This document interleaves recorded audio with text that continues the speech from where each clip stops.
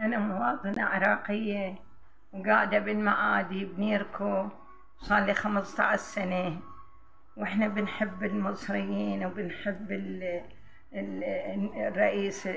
الرئيس السيسي، سيدنا الرئيس السيسي بنحبه، وصار لنا 15 سنة بنحب المصريين.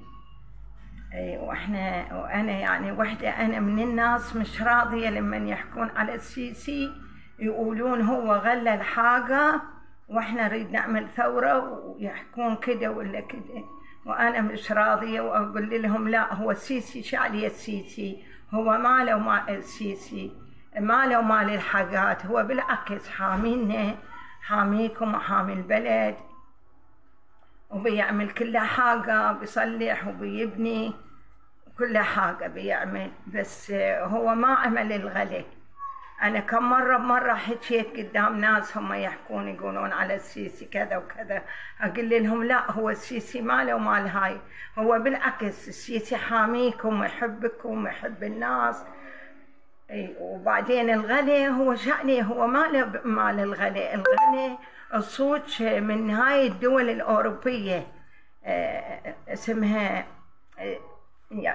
الشيطان اسمها روسيا والثانية، وكل الدول هي غلت، مو بس مصر، كل الدول غلت.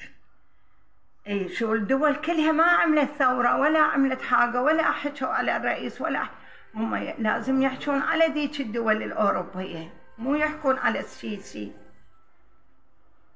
وأنا واحدة من الناس أنا أحب السيسي، لأن قاعدة أشوف المشاريع، أشوف شنو يبني، شنو المشاريع اللي يعملها للناس الفقراء، ما حد عمل يعني مثله.